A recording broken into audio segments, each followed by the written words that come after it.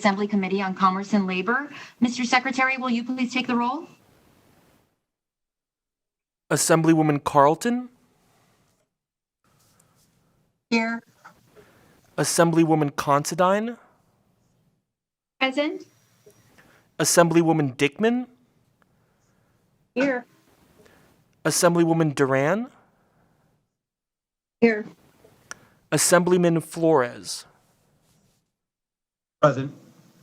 Assemblyman Frierson. Here. Assemblywoman Hardy. Here. Did you flip on the light? Assemblywoman Kasama. Here. Assemblywoman Martinez. Present. Assemblywoman Marzola. Here. Assemblyman O'Neill. Here. Assemblywoman Tolles. Here. Chair Howdigi. Here. Thank you, Mr. Secretary. Please indicate that all members are present. Before we begin, I will go over our housekeeping items. Please remember all exhibits, written testimony, and amendments must be submitted by noon on the business day prior to the committee meeting. People who wish to provide testimony or attend the meeting virtually must pre-register online by visiting the legislature's website. The public is strongly encouraged to submit written testimony in advance of the meeting. Zoom chat is reserved for committee business only. Members, please remember to keep your camera on at all times. This will ensure that we have a quorum, unless you are stepping away for non-committee related business. Members and presenters, please remember to be muted at all times. Just unmute yourself prior to speaking and then promptly mute yourself when you are done. Thank you to everyone who is here, and we can get started with our agenda items. We have 3 bill hearings on our agenda for today. I will be taking the items out of order, and I will be starting with Assembly Bill 91.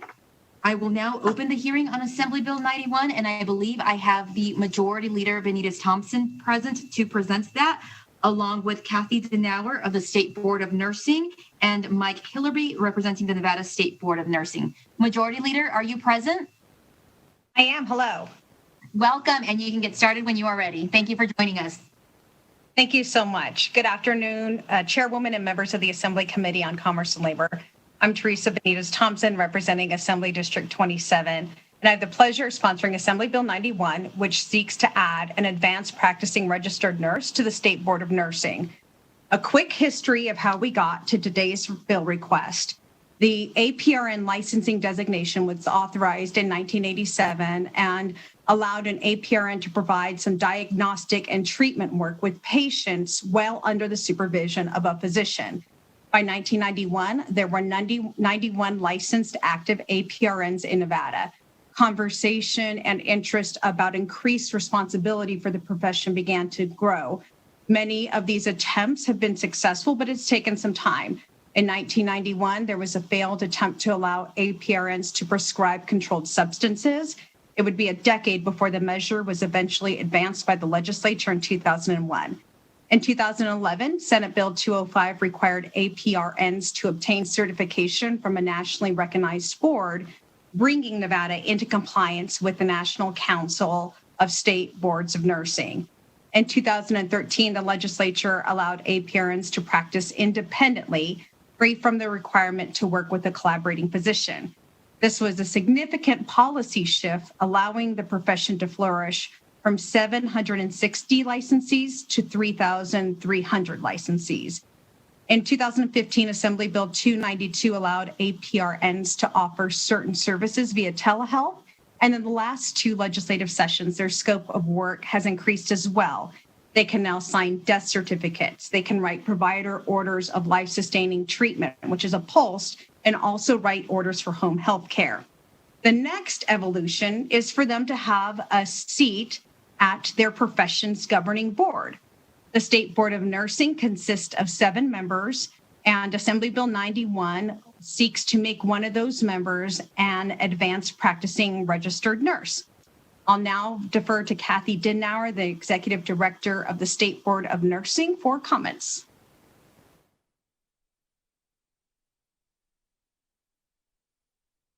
Thank you. Thank you very much, Assemblywoman Benitez Thompson, and thank you so much for your support of this bill. I'm Kathy Denauer, and I'm the Executive Director for the Board of Nursing. And as Assemblywoman Benitez Thompson said, we have over 3,200 nurse practitioners in our state, and we do not have a mandate to have an APRN on our board.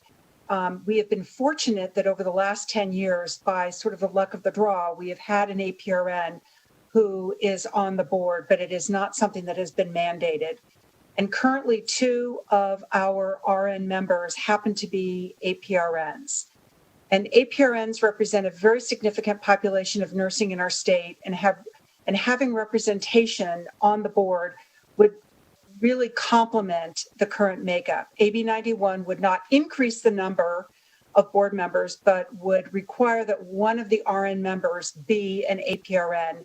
And I've provided the committee with a map of states that require an APRN to be on their board. And as you can see on the map, most states do require between 1 or more APRNs to be on the board. There's only a few states, Nevada being one, that does not have that requirement.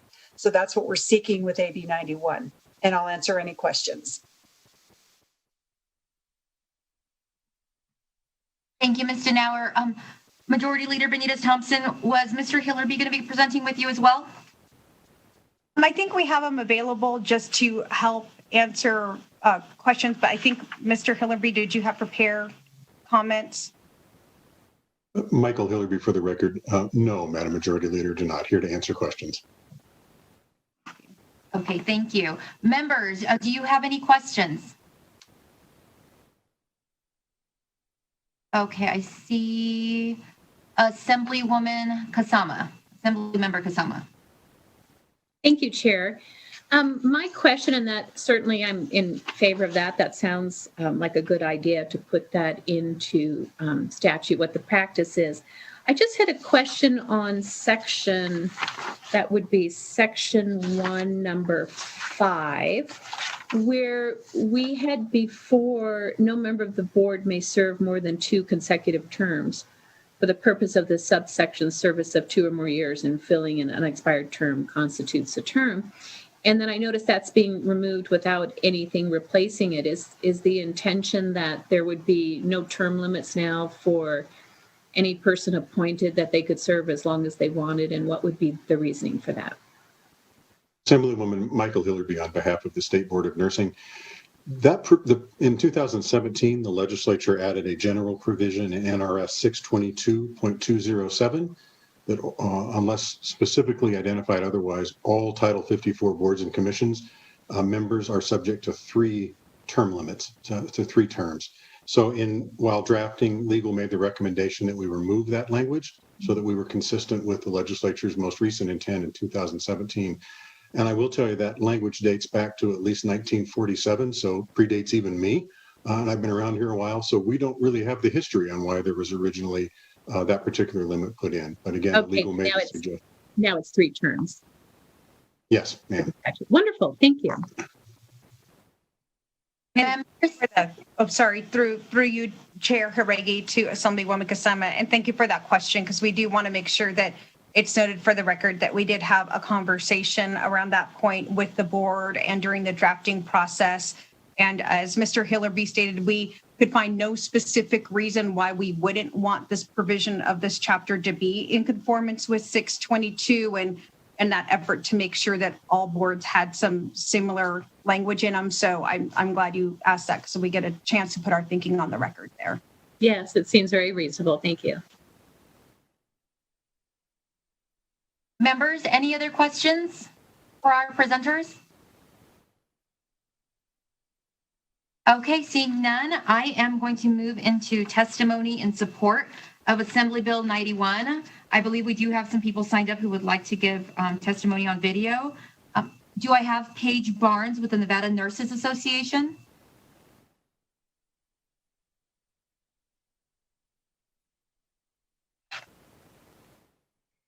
Okay, she might be on the telephone line. Do we have Jennifer Pedego with the... Okay, I think that's actually everyone we had signed up. Broadcasting, can we go to the telephone line to see if we have anyone signed up to testify in support? Yes, Chair. To testify in support of AB 9191, please press star 9 now to take your place in the queue.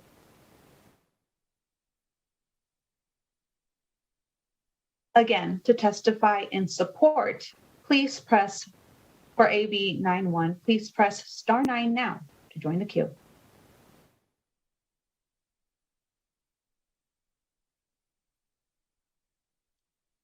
Caller with the last 3 digits 202, please slowly state and spell your name for the record. You'll have 2 minutes and may begin now. Thank you, Madam Chair and members of this committee. My name is Paige Barnes, Paigebarnes. I am here on behalf of the Nevada Nurses Association in support of AB 91. We believe this bill will provide the needed representation on the Nevada State Board of Nursing. Thank you for your time.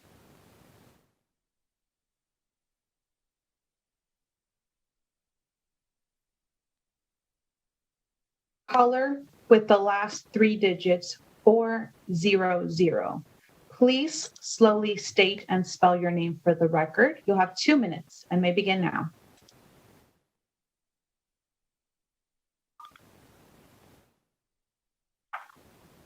Good afternoon, Chair and members of the committee. My name is Cameron Duncan, Cameronduncan, and I am a practicing primary care and psychiatric mental health nurse practitioner in Reno, Nevada, and I'm also the Vice President of the Nevada Advanced Practice Nurses Association. I'm providing this statement in support of AB 91 on behalf of NAVNA. Dr. Cindy Pitlock, our president, has also submitted a written statement into the record. Since 2013, when full practice authority was provided, the number of APRNs in the state has increased exponentially. And this has provided Nevadans with increased access to quality healthcare across the state. Because of this increased APRNs in the state, it's ever so important for the APRN to have a permanent place on the Nevada State Board of Nursing.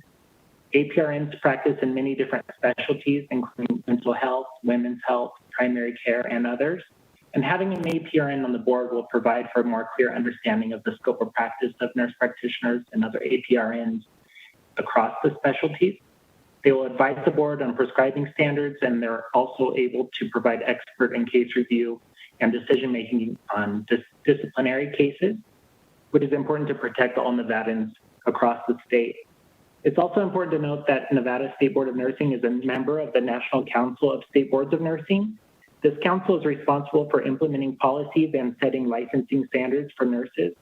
And therefore, it's essential for Nevada APRNs to have a voice at the national level to advocate for APRNs in our state so we can continue to provide high quality, excellent care to our patients and to showcase the ways that APRNs contribute every day to the health and well-being of all Nevadans. So once again, on behalf of NAFNA, the Nevada Advanced Practice Nurses Association, we are in strong support of Assembly Bill 91. Thank you. Thank you for your testimony. We are currently on support of AB 91. If you recently joined the call and would like to testify in support, please press star 9 now to join the queue.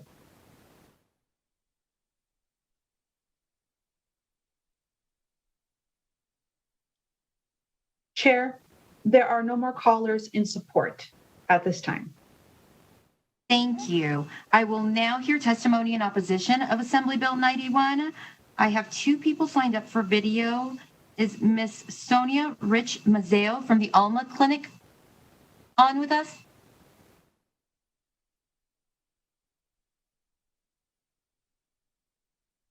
Do I have Katie Ryan with Dignity Health? Okay, broadcasting, can we move to the telephone line to see if there is anyone in opposition? Thank you. To testify in opposition of AB 91, please press star 9 now to take your place in the queue.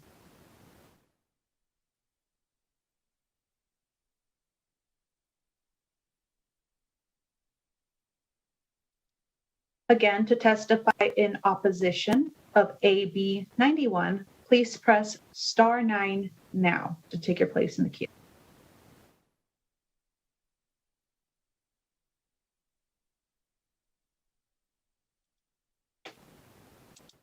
Chair, there are no callers in opposition at this time.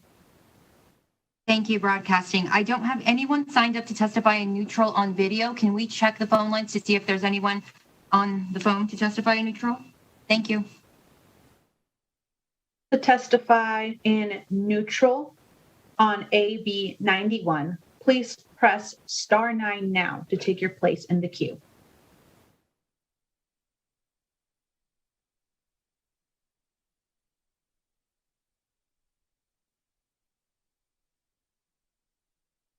Chair, there are no callers in neutral at this time. Thank you, Broadcasting. Majority Leader Benitez Thompson, would you like to give any closing remarks? I appreciate that, Chair Riggi. I just want to thank the committee for their time, and of course, make sure you know that I'm available to have any additional conversations. If you have a thought later today or the next couple of days, anything that you want to talk about, feel free to reach out, and I'll look forward to hearing from you. Thank you for your time. Thank you. I will now close the bill hearing on Assembly Bill 91. And the next item on our agenda is Assembly Bill 101. I believe I have Assembly Member Stephen Yeager here to present the bill. Assemblyman Yeager? Okay. Good morning, Madam Chair, members of the Assembly Committee on Commerce and Labor. My name is Steve Yeager, and I represent Assembly District 9 in Southwest Las Vegas. It's my pleasure this afternoon to present Assembly Bill 101 to you. It's nice to be back in front of this committee. I enjoyed serving on the committee last session, so I miss all of you, and it's a pleasure to be back here this afternoon. Madam Chair, with your permission, what I would like to do is just make some very brief introductory remarks, and then I would like to hand it over to the experts who can kind of talk about the bill and how it might work in the real world. Those include Jennifer Pedego, Executive Director of the State Nevada Board of Veterinary Medicine, the Nevada Board of Veterinary Medical Examiner. I think she is on the Zoom with us. And we might also have, I'm not sure if it's on the Zoom or by phone, but Dr. Stacy Hosking, veterinarian, who is also on the board. And then after that, we would be happy to answer any questions that you might have. So if that's acceptable, Madam Chair, I'll go ahead and make some brief remarks and then ask if Ms. Pedego can take over from there. Does that work for you, Madam Chair? Absolutely. Great. You're ready. Thank you so much. So again, Steve Yeager for the record. Assembly Bill 101 seeks to ensure that we are able to utilize all available options to care for our pets. CBD for pets is not necessarily a new idea, but it's one whose time, I believe, has come for the state of Nevada. The bill is not, thankfully, not very long and not incredibly difficult. But with that, Madam Chair, I would like to hand it over to Ms. Pedego, and I hope I haven't been butchering your name, to go over the bill and help answer any questions. Welcome, Ms. Pedego, when you're ready. Hi, thank you, Chair Hardigy, and thank you, Assemblyman Yeager. Jennifer Pedego, Executive Director of the Nevada Veterinary Board, for the record. Good afternoon.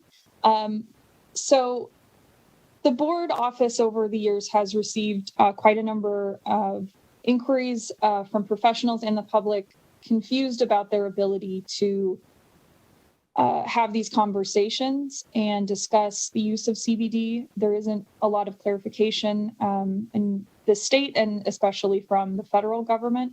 However, with the increasing use of and prevalence of CBD products that are available to pet owners, one of the most fundamental reasons for this bill is to allow practitioners who are informed about the risks and benefits of CBD be able to make recommendations and have discussions about product safety and applicability for their animals and treatment, and have that relationship with the pet owners about this product. And as Assemblyman Yeager stated, we do have Dr. Stacy Hosking, who is a veterinarian as well as an internal medicine specialist, veterinary, obviously, and she is maybe on the phone line or in the public comments, I'm not sure, but she should be available to answer any questions about the science related to treatments with CBD. That's her specialty. So I'd be happy to answer any questions.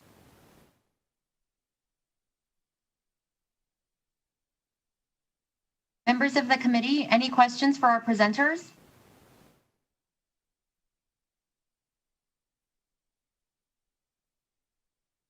Okay, I'm going to do one check of chat really quick. Okay, Vice Chair Carlton. Thank you very much, Madam Chair. So I guess I just want to understand, they wouldn't actually be prescribing this. This would be considered a therapy. Where do we think the veterinarians are going to be getting the CBD hemp, whatever they're going to be using? How are we going to know it's been tested? I mean, there's a lot of criteria around this product that we have in the state. So I'm just curious how that will integrate in a veterinary setting. Thank you, Vice Chair Carlton.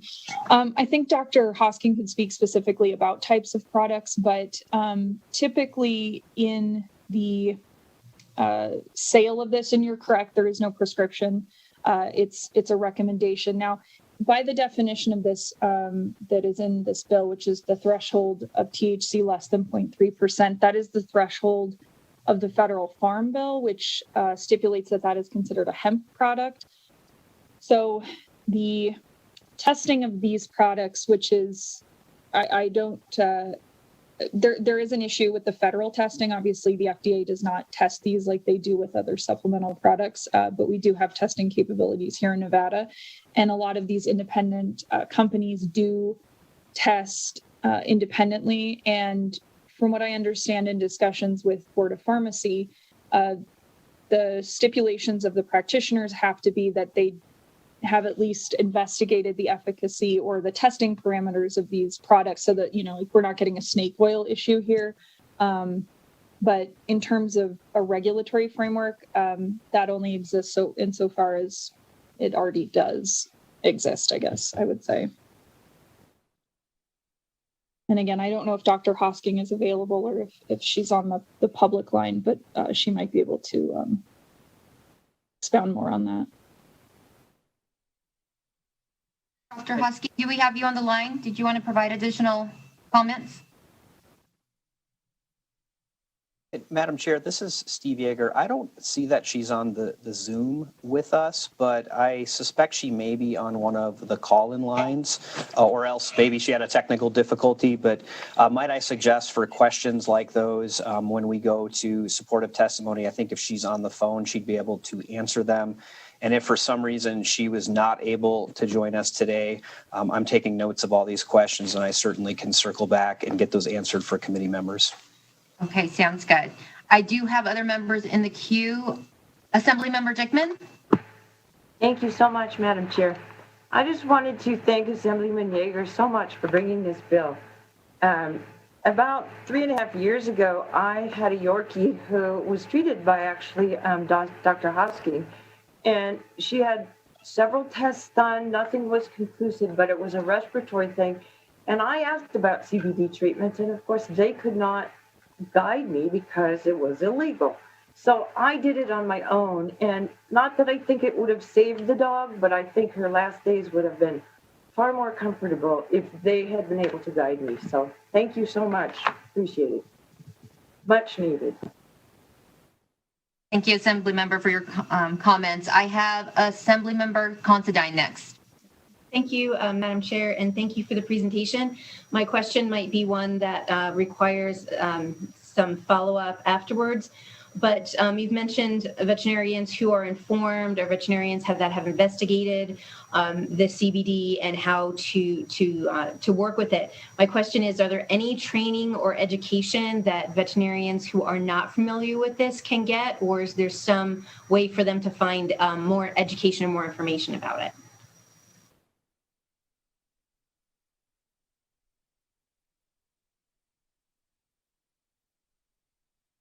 Sorry, didn't quite get contact with that mute button. Thank you for the question, Assemblywoman Considine.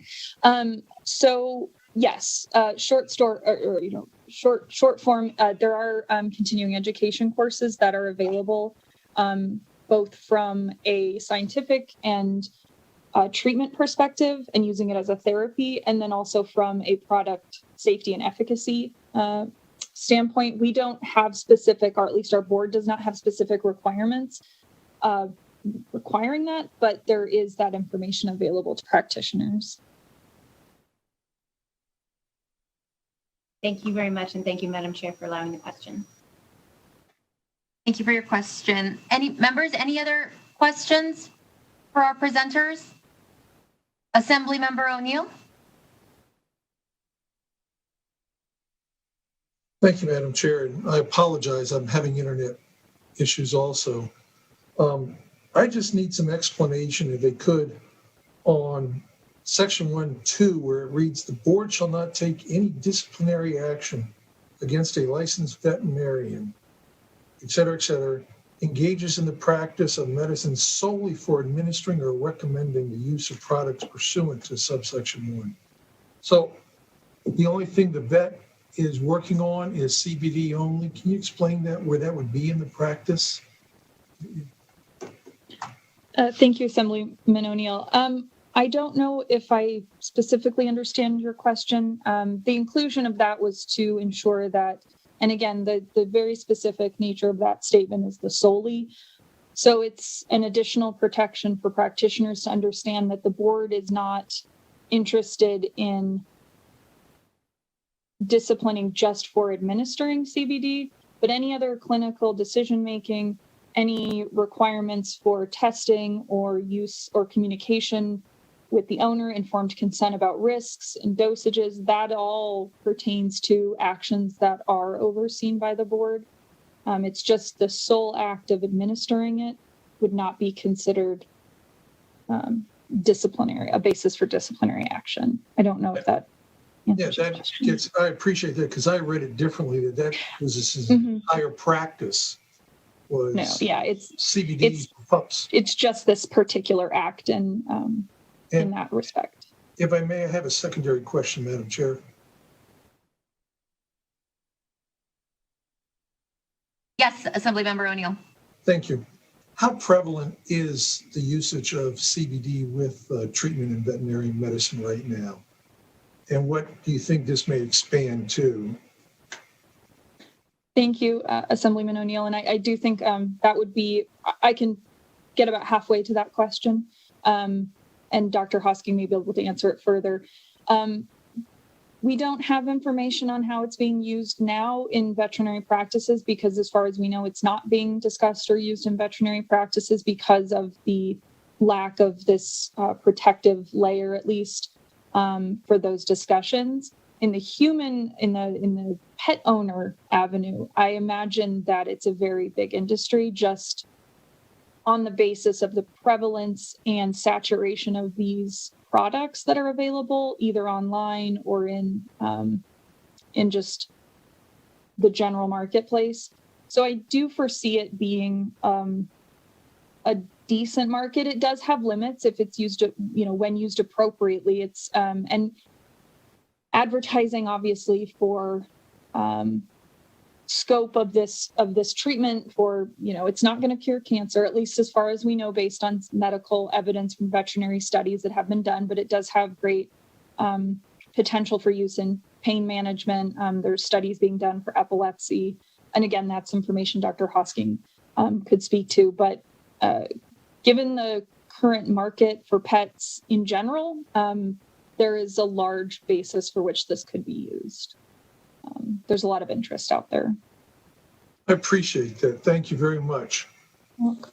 Thank you, Madam Chair, for the time. Members, any other questions? Okay, seeing none, we are going to move into testimony in support. Do I have Ms. Sonia Rich Mazzeo?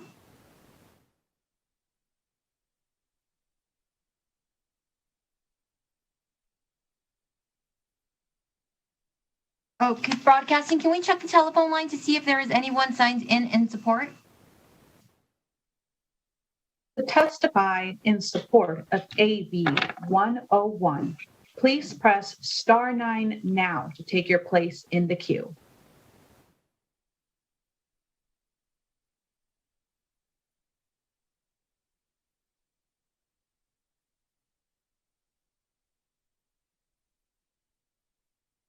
Again, to testify in support of AB 101, please press star 9 now to take your place in the queue.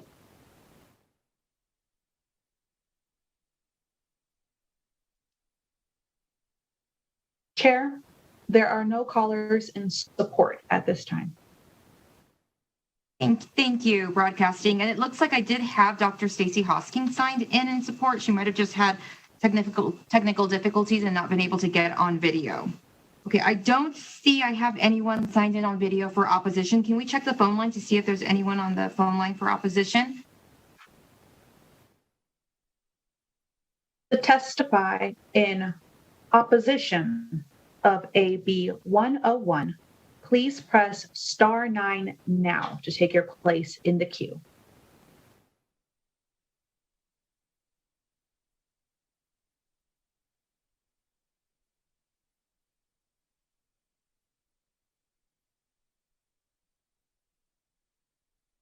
Chair, there are no callers in opposition at this time. Thank you. Can we check the phone line for anyone in neutral?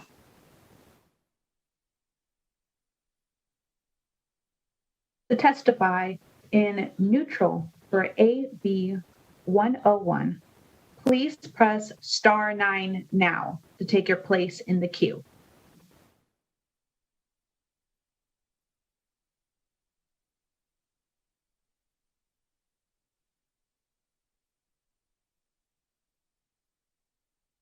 Chair, there are no callers in neutral at this time. Thank you, Broadcasting. Assemblymember Yeager, would you like to give any closing remarks? Thank you so much, Madam Chair. Steve Yeager for the record. Certainly apologize we didn't have Dr. Hosking with us today. I suspect there were some technical issues, but I'm going to circle back with her to get answers to Vice Chair Carlton's question and also Assemblyman O'Neill's question, and then, perhaps ask her to just probably put something in writing that can give a little more detail on the appropriateness of CBD, and I'll make sure that that's distributed to you, Madam Chair, for further distribution to your committee. I want to thank you for hearing the bill. I think what we're trying to do is make sure that veterinarians aren't punished for either administering or recommending this kind of treatment, because in some cases it will be appropriate, and right now it's really just kind of a gray area, I guess, because it's not really enumerated in the statute. So again, I'll get that additional information for the committee, and I thank you so much for hearing the bill this morning. And, Madam Chair, if you would allow, I would like to hand it over to Ms. Pedego to provide any further concluding remarks for the bill. Thank you, Assemblymember Yeager. Ms. Pedego, do you have any closing remarks you would like to give? No, I just wanted to thank the committee today for hearing this bill. And I did confirm with Dr. Hosking. She was hitting the buttons as much as she could and wasn't getting through. So I will make sure to get follow-up from her. So thank you for your time. I appreciate it. Thank you, everyone. I will now close the hearing on Assembly Bill 101. Our last bill for the afternoon is Assembly Bill 81. I will now open the hearing on Assembly Bill 81. I believe I have Assemblymember Hafen here to present the bill. Assemblymember Hafen, welcome to the committee, and when you're ready, you can get started. Thank you, and good afternoon, Chair Howdy and members of the Assembly Committee on Commerce and Labor. I am Gregory Hafen II, representing Assembly District 36. And it is my absolute honor, and I'm very grateful to be presenting Assembly 81 today for your consideration. Existing law, which is codified in NRS 629-450, currently prohibits healthcare providers who have not actively practiced their profession continuously for the immediately preceding 3 years from providing voluntary healthcare services in association with a sponsoring organization, such as the Remote Area Medical, or RAM, program. This statute prohibits volunteers, specifically recent graduates of healthcare, from providing essential medical, dental, vision, and other services to rural parts of Nevada. I'd like to provide a quick example of how this prohibition has negatively impacted healthcare services in rural Nevada. Recently, a UNLV dental provider who previously had volunteered for the RAM program as a dental student came back after graduating to volunteer with the RAM program. However, he did not meet the requirements under the existing law, and the Department of Health and Human Services had to decline his services. As I noted, residents throughout Nevada, especially the rural areas, benefit from these free pop-up medical clinics. In Pahrump, a citizen came to a free pop-up clinic sponsored by RAM to receive dental work. She had kidney failure and was in need of several extractions prior to obtaining transplant approval for the kidney transplant. A dental provider with the RAM program was able to address her dental needs, and she now has been placed on a transplant list. Without this voluntary healthcare work, she may not have been able to have this opportunity. Further, I have met with the Department of Health and Human Services, the Deputy Directors, Deborah Hassett and Beth Handler. They have no issues or concerns and remain neutral on Assembly Bill 81. Several healthcare-related agencies and organizations support Assembly Bill 81, including but not limited to AMR and Medic West Ambulance, Culinary Health Fund, Desert View Hospital, Dignity Health, Healthy Communities Coalition, the Nevada State Society of Anesthesiologists, Nevada Orthopedic Society, Nye Community Coalitions, Nye County Manager Tim Sutton, and the State Board of Osteopathic Medicine. And then touching on the bill subsection 2C of section 1 of the bill removes the restriction that provider of healthcare who has not actively practiced his or her profession continuously for the immediately preceding 3 years from providing voluntary healthcare services. By removing this restriction, it ultimately allows qualified healthcare providers to volunteer their services in association with a sponsoring organization. With the help of these volunteers, Nevada rural residents have an opportunity to receive the care they desperately need in order to live a healthier life. Then I wanted to touch on Nevada Revised Statute 629430, as a few questions have come up relating to medical professionals who are retired and have not practiced within the most recent 3 preceding years. And the possibility of them practicing in a hospital setting and possibly doing surgical procedures.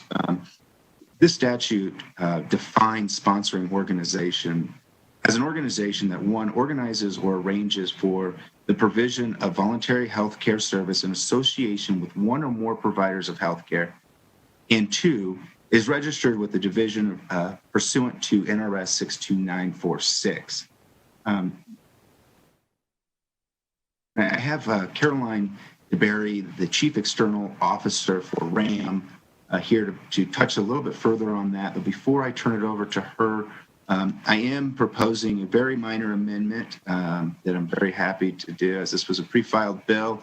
I have a number of senators and assembly members that have asked to co-sponsor this bill with me. Senators Hardy and Senator Orenshaw, and Assembly members Hansen, Hardy, Levitt, Matthews, Wynn, O'Neill, Ornlicker, Titus, Torres, and Tolles would all like to be added as co-sponsors to this bill. And as I stated previously, today Caroline DeBerry is here to provide some additional information to the committee, and at the end of her testimony, we will both be available to answer questions of the committee. Caroline, I'll turn it over to you. Good afternoon, Chair Hadagi and members of the Ms. DeBerry, we can barely hear you. Can you try getting closer to your microphone? Yes, ma'am. I'm sorry about that. Is this better? Slightly, yes. Okay, I apologize. Hopefully this is even better. All right. Good afternoon, Chair Hadagi and members of the Assembly Committee on Commerce and Labor. For the record, I am Caroline DeBerry, Chief External Affairs Officer for Remote Area Medical, or RAM. I am honored to be here today to support Assembly Bill 81. Thank you so much for this opportunity. The healthcare crisis facing our world today requires an all-hands-on-deck approach to our problems, and AB 81 allows for just that. Assembly Bill 81 would increase access to free healthcare by empowering even more providers to offer these crucial free services. The law currently allows providers with out-of-state licenses to provide volunteer, free, quality healthcare with a sponsoring organization such as Remote Area Medical. Assembly Bill 81 would broaden this important law by removing the law's current restriction that requires any such volunteers to have been actively practicing for at least 3 years before providing these healthcare services. Remote Area Medical wholeheartedly supports this legislation because it would increase the number of volunteers who can provide desperately needed free healthcare services throughout Nevada. Remote Area Medical is an international nonprofit that has been providing free dental, vision, and medical pop-up or mobile clinics for over 35 years. RAM relies on its thousands of volunteers with unencumbered licenses from all over the nation to provide these free services. In the last several years, RAM has held 14 such weekend clinics in Nevada, such as in Pahrump. For our clinics in Pahrump, RAM has worked with its partner, the Nine Communities Coalition, to ensure a list of volunteer providers is submitted to the Department of Health and Human Services. The department then completes a thorough vetting of the volunteers. Even before the pandemic, RAM witnessed firsthand the crisis our nation was already facing. We saw the growing underserved population and growing shortage of healthcare workers. Now, during and after the pandemic, the needs are and will be greater than ever. The 3-year requirement currently in statute reduces the amount of free healthcare Nevadans can access. Assembly Bill 81 removes that unnecessary requirement and ensures that every qualified healthcare provider available from anywhere in the United States can come and volunteer to help the citizens of Nevada. The National Council of State Boards of Nursing and the Federation of State Medical Boards have helped write and have endorsed federal legislation that would incentivize similar volunteer laws without including such a 3-year requirement. Supporting Assembly Bill 81 gives the hope of relief and help to those most in need. Remote Area Medical thanks you for your support of this critical legislation. This concludes my presentation, Madam Chair. Thank you again for allowing me to be here today. Thank you, Caroline. And this is, again, Assemblyman Gregory Hafen II for the record. And I wanted to just add two quick things. One of the other things that this bill does is brings us further into compliance with a recent bill that was passed in the Congress. It's HR 2216, and this bill provides an appropriation of $56 million to help assist the programs and the volunteers throughout the nation. And so there's federal dollars that are available to assist. And in addition to that, the Federation of State Medical Boards fully supported HR 2216 as written, which there was no restrictions placed on the length of time that the medical provider had to be practicing. Having said that, Madam Chair and committee, thank you for this time. And Caroline and I would be more than glad to answer any questions you may have. Thank you, Assemblymember Hafen. I am going to check with committee members to see if there is any questions. Committee members, any questions?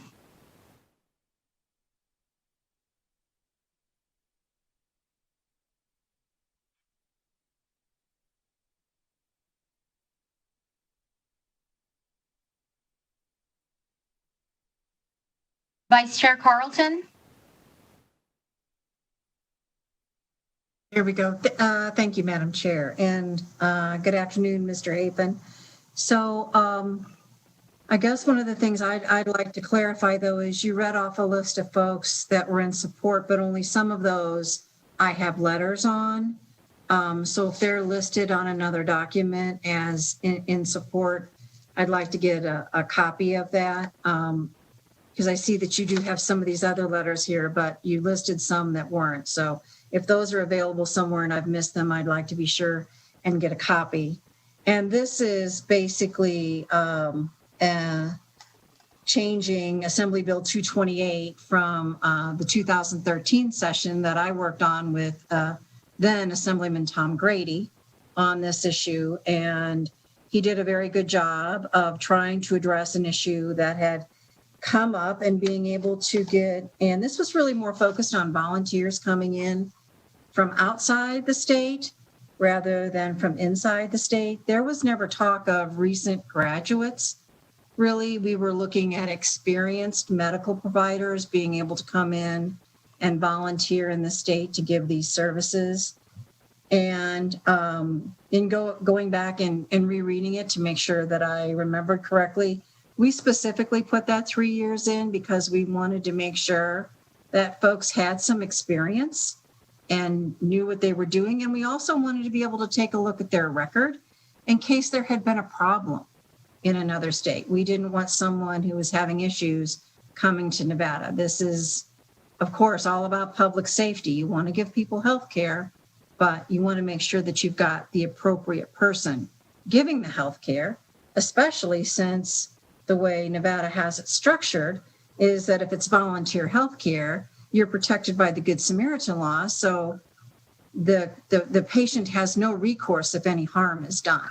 So that was one of the issues that he and I had spoke about, talked with the sponsors of the bill back then in 2013, and they were very comfortable in having that 3 years. So I have concerns about eliminating the 3 years. I think it's very important to make sure that the practitioners that come into this state or have graduated from a practice have a basis of experience to be able to provide these services.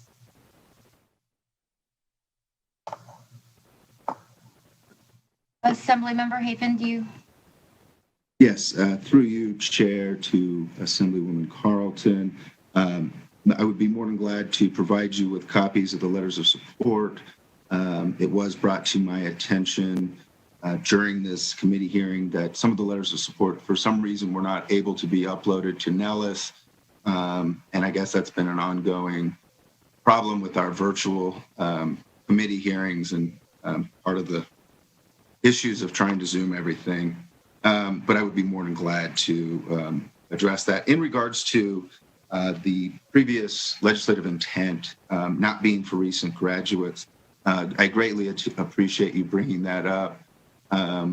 We've run into this the last 2 years with the RAM program, and we have extensively talked to the Department of Health and Human Services and legal counsel for the at the LCB, because I too did not believe that that was the intent of the law, is to prohibit recent graduates from providing voluntary services. However, LCB was not able to find that legislative intent, and then therefore recommended that I carry this bill draft to try to correct that issue. And Madam Chair, I want to make sure something's perfectly clear. I wasn't saying that I agreed with Mr. Hafen. I was stating that the 3 years was put in there for protection purposes. So because of the 3 years, we never discussed the other side. So I'm not saying that I agree and or support this particular provision. I have serious concerns about allowing someone who has not been in practice on their own being able to do this. But the original bill was aimed at folks coming in from outside of the state. So I believe allowing recent graduates is a totally different conversation when it comes to that. And my biggest concern is when you eliminate this from the bill, we will not be able to look at those people coming in from outside the state. And they could have a current malpractice suit or be under some type of discipline from another board in another state.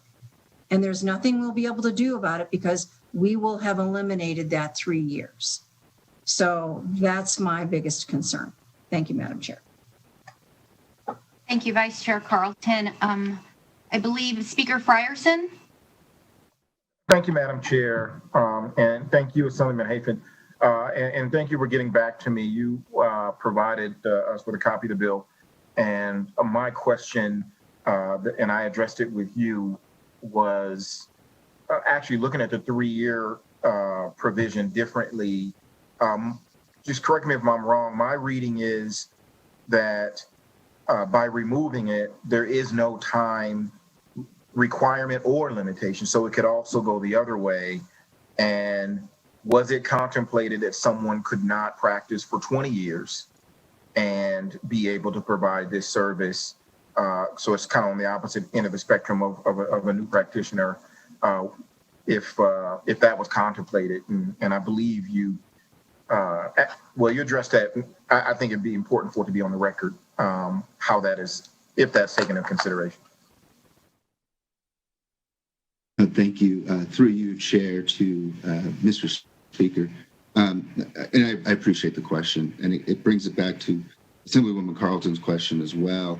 And the Department of Health and Human Services does an extensive vetting program to ensure that every professional that comes into this state and is going to be providing services is fully vetted.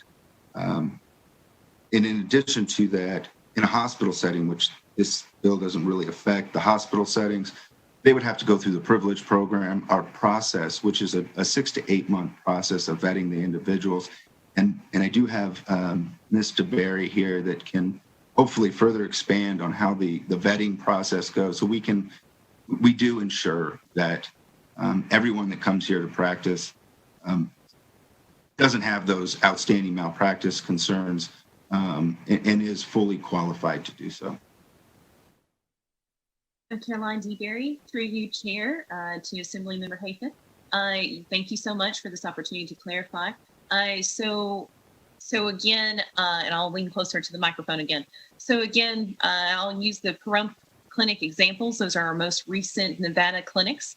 We work with our partner to submit a list of volunteer providers to the Department of Health and Human Services. And as Assemblymember Hafen was saying, the department does a complete thorough vetting of the volunteer providers and then gets back with everybody, making sure that these are providers that they trust to handle this properly.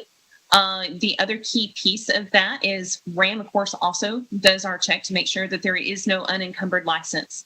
To an earlier comment or concern, if someone is a recent graduate, so they're a fully licensed provider, they can go to any doctor's office, dentist's office, whatever, and practice freely without any challenges or restrictions. That same provider then can, if this requirement is removed, can go ahead and then provide their same quality-free services at our clinics as opposed to only in a paid environment. So that's really the only difference here, is trying to remove that 3-year requirement that's not imposed on them if they're getting paid. It removes it so that then they can still do the same quality work just in a free environment, providing it as on a volunteer basis, at these clinics. And so then also, and I mentioned this earlier, but I want to kind of reiterate that and kind of bouncing off of or going off of what Assemblymember Hafen said. There is federal legislation that has been introduced in the past couple Congresses and has gained some interest even from Senator Schumer's office and others. And this legislation would incentivize states to pass laws similar to Nevada's. And it was partially written, it's called the Healthier Act, and the last Congress, it was H.R. 2216. It's been very bipartisan in even prior Congresses. And the National Council of State Boards of Nursing and the Federation of State Medical Boards worked to help write that legislation. And that legislation does not include a 3-year requirement. They had no concerns there as to whether someone had been practicing for a year or 2 years, just graduated again as a fully licensed provider only a month or two before. I hope that's helpful. Thank you very much. Madam Chair, if I can follow up just a little bit. It is helpful. I think it would be helpful for this committee to get some backup support from the department about that vetting that takes place, to make sure that I think to my colleague's satisfaction, having been a bill that she worked on some years ago, that number one, the folks are qualified. Number two, their background is being looked into. And for me, number three, that they're not stale, that they're not someone who has been out of practice for 20 years and is coming in providing some type of service that, maybe technology has left them, maybe advances since they last practiced have left them, and what that process is. But I think it would be helpful for the committee if we could get some information from the department about that vetting process, to give some folks some comfort that we're not, putting some folks in more harm's way than not. And obviously that's not the intent. So I think that the information from the department would be helpful.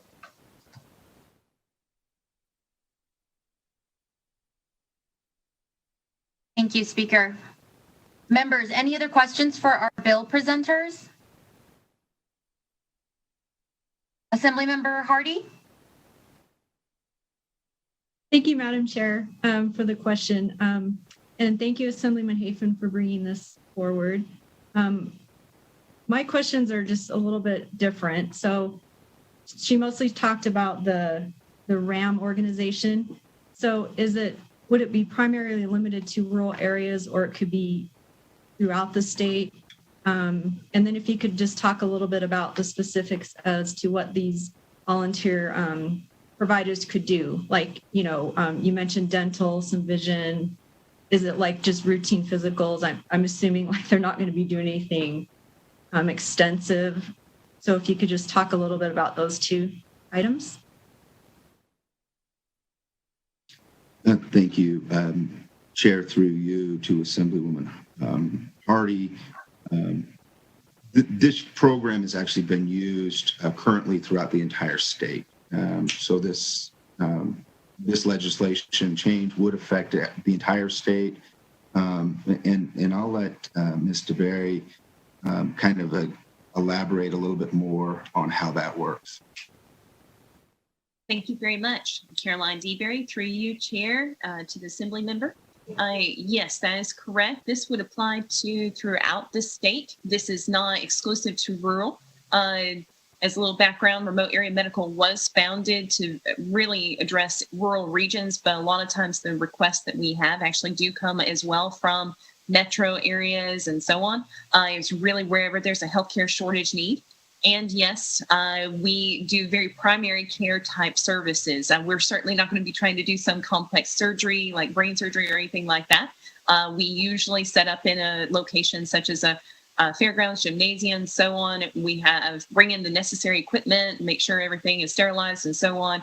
And the format for these are, yes, basic dental procedures. We actually have more requests for dental extractions than almost any other dental procedure, but also cleanings and so on. And then again, typical checkups, helping our patients recognize that they have diabetes or, different things like that. And then trying to connect them with the nearest local resources that may be available.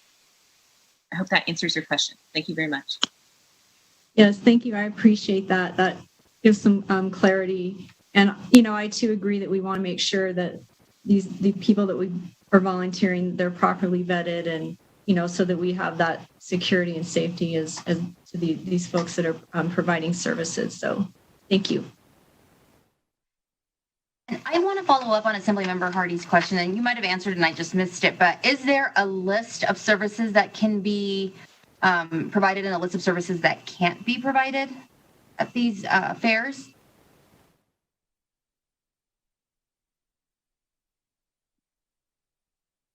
Caroline DeBerry, to the chair. I believe that question was directed to me, if that's correct. But yes, we can certainly provide a list of the services that we do provide. That is not something I have submitted for the record, but I'm more than happy to share that later on. And then, of course, also we work with the state to make sure we're aware of what services are able to be provided and so on. Yes, if you could, Ms. DeBerry, if you could provide that list to our committee manager so she can distribute it to the committee. I'd like to see a list of what services are approved for the fairs and what services are approved. Yes, ma'am. Thank you. And I would assume that services not listed on there cannot be performed at the fairs.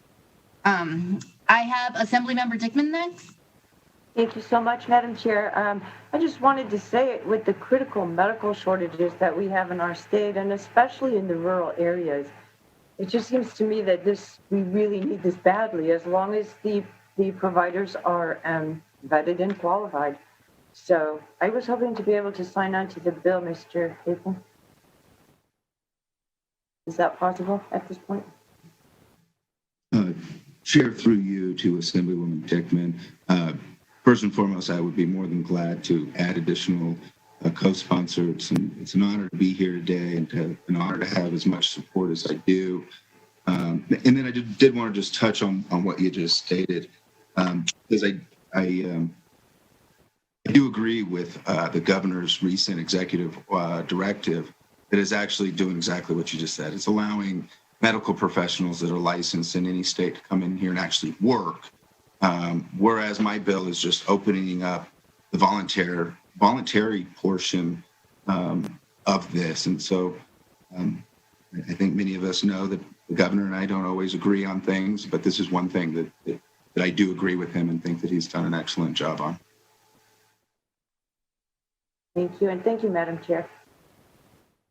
Thank you. Members, any other questions for our presenters?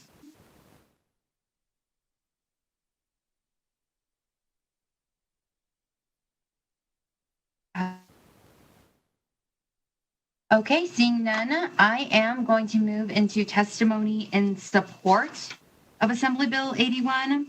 I believe I have a few people signed up on video, so I'm going to start from the top. Do I have Mark Fiorentino on to give testimony in support on behalf of Nye County?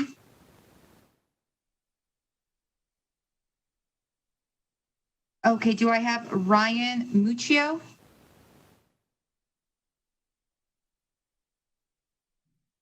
Do I Katie Ryan with Dignity Health St. Rose? And I'm assuming these people might be on the telephone line. We will to them. I'm just going to finish on the video list. Do I have broadcasting? Can we check the telephone line for people who are signed up to testify in support? Yes, Chair. To testify in support of AB 81, please press *9 now to take your place in the queue.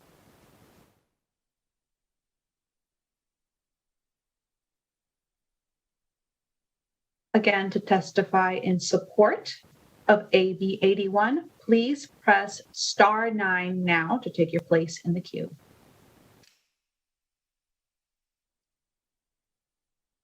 Caller with the last three digits 081. Please slowly state and spell your name for the record. You'll have 2 minutes and may begin now. Thank you, Chair and members of the committee. For the record, this is Dylan Keith, Keith, with the Vegas Chamber. We are in support of AB 81, as it has long been a priority of both the Vegas Chamber and the Southern Nevada Forum to fix the doctor shortage that we have in this state. We believe this is a step in the right direction, especially for our medically underserved communities. Thank you very much for your time. We urge your vote on this.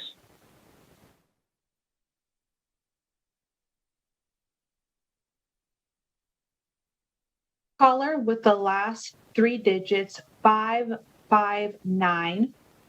Please slowly state and spell your name for the record. You'll have 2 minutes and may begin now.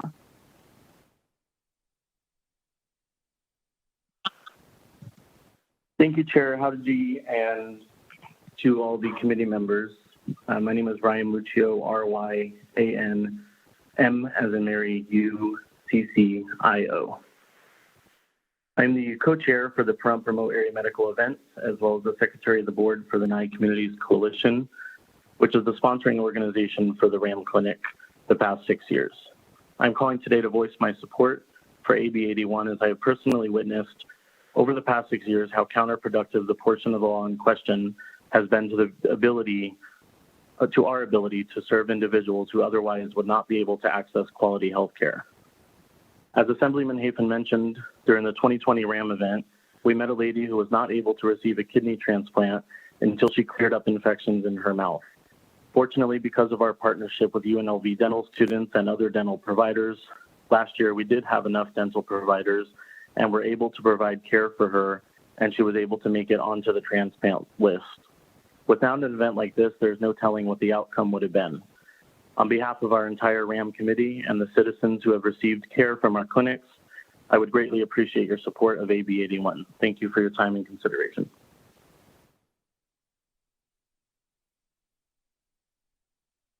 Caller with the last three digits 122. Please slowly state and spell your name for the record. You'll have 2 minutes and may begin now.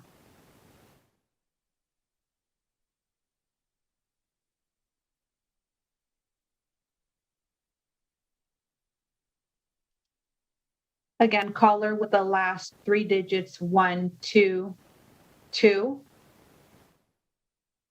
My apologies. I'm here. Good afternoon, Madam Chair, members of the committee. For the record, my name is Katie Ryan, Katieryan, and I'm System Director of Nevada Government Relations for Dignity Health St. Rose Dominican. I just wanted to briefly call in to lend our support and acknowledge that we have provided a letter of support to the committee on behalf of St. Rose, of which I noticed our letter was one of those that hadn't been added to the exhibits for this hearing. So I will send around the letter to the committee members once again for reviewing after this. And then I also wanted to put on the record that Dignity Health St. Rose Dominican is in support of AB 91, not on opposition. As mentioned in the first bill hearing, I'm not sure why my name was listed as someone who's going to testify in opposition, but I just wanted to clarify our position. Thank you, and I'm available to answer any questions.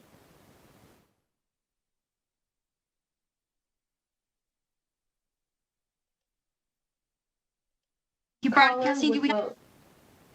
Perfect, thank you. Caller with the last three digits 492.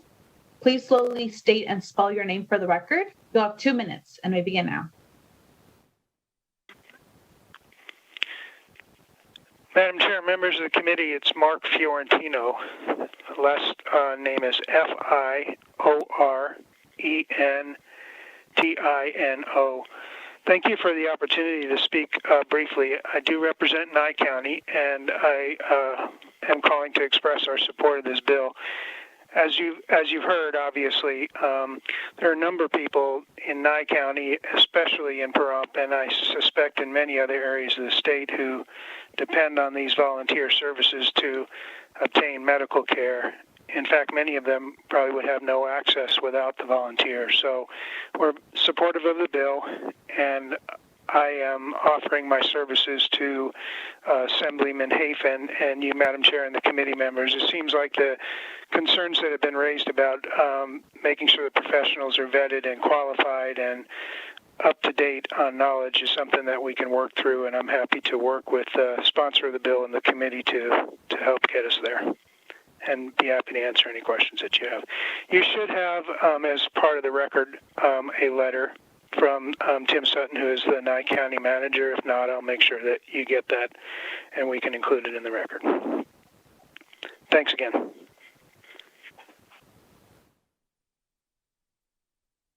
Thank you, Mr. Fiorentino. Do we have anyone else on the line?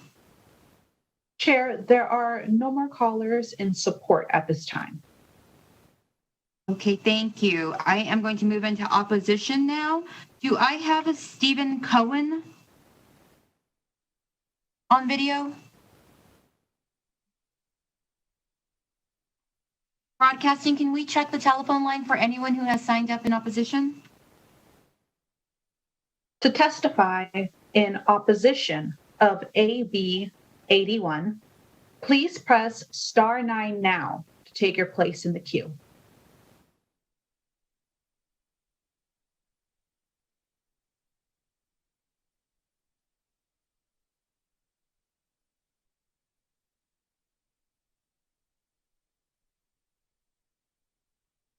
Chair, there are no callers in opposition at this time. Thank you, Broadcasting. I am going to move into testimony in neutral. Do I have Melinda Southard?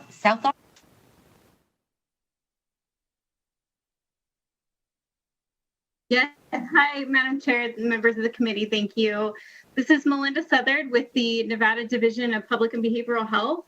And I did want to just mention that we do have processes to vet all of the volunteers that we receive information for. We fully ensure that they have a current license and have no outstanding malpractice or motions against their license of any sort, and would be otherwise well qualified to practice in the state.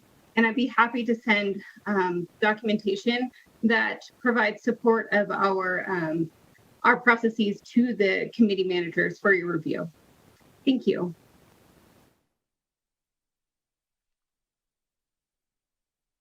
Thank you, Ms. Southard. Broadcasting, do we have anyone on the telephone line who wishes to provide testimony in the neutral position?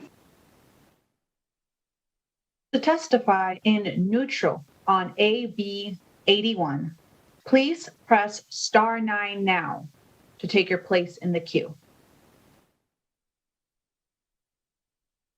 Again, to testify in neutral for AB 81, please press star 9 now to take your place in the queue.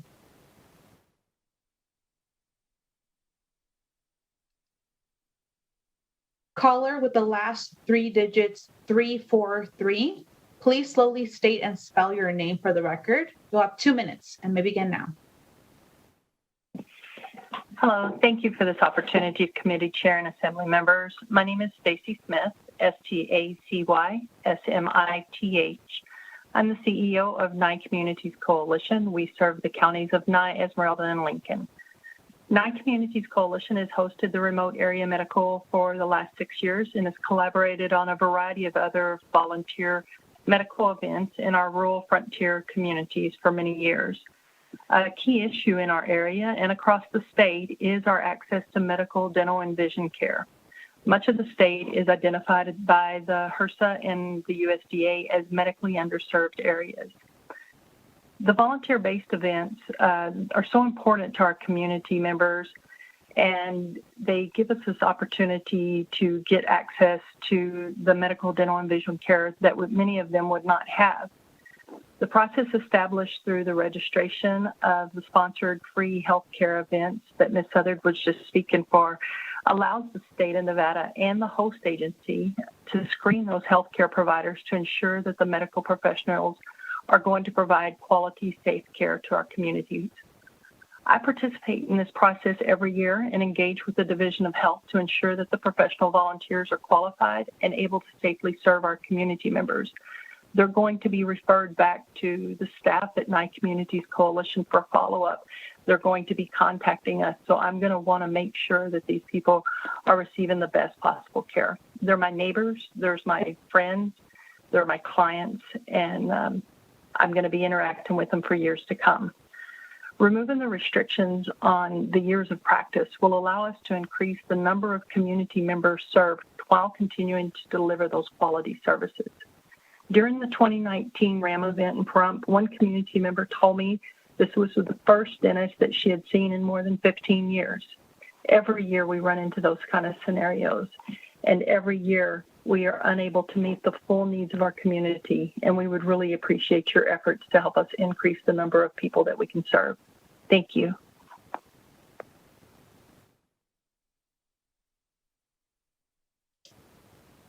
Chair, there are no more callers in neutral at this time.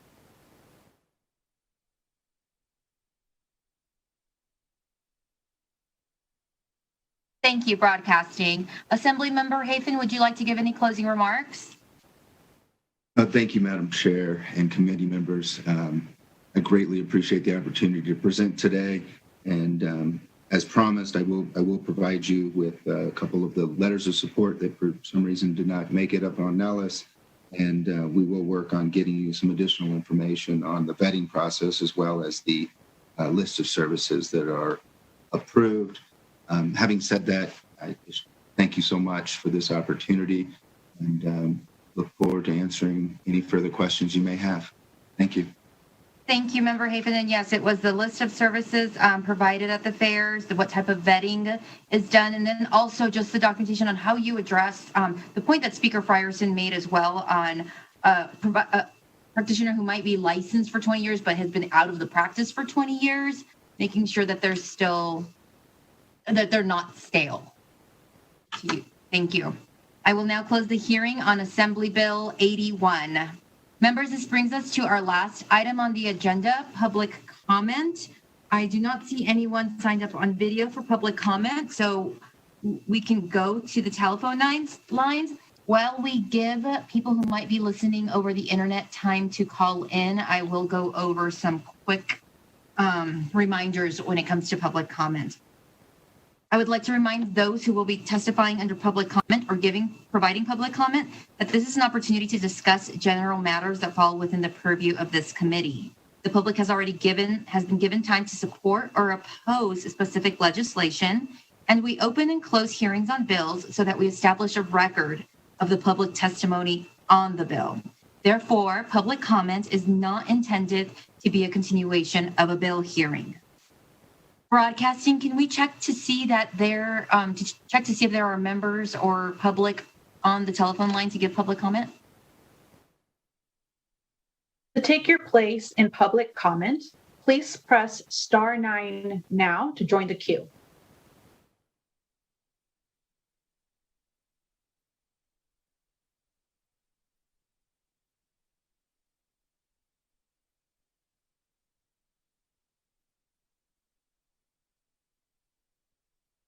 Chair, the public line is open and working. There are no callers for public comment at this time. Okay, thank you. Let's give them another minute to see if anyone is going to sign up for public comment. Thank you, broadcasting. Okay, thank you.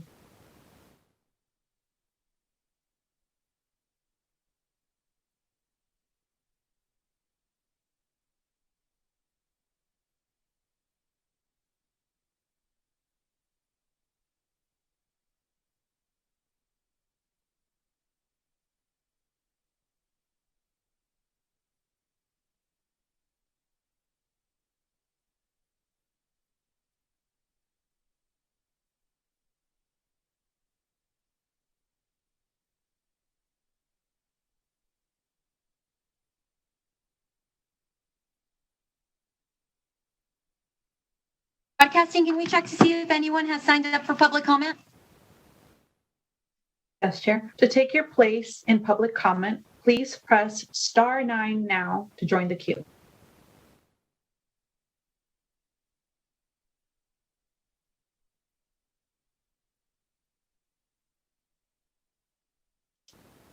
Chair, the public line is open and working, and there are no callers for public comment at this time. Thank you. Okay, thank you, members. That concludes all of our agenda items for the day. Our next meeting will be on Wednesday at 1:30. We are adjourned.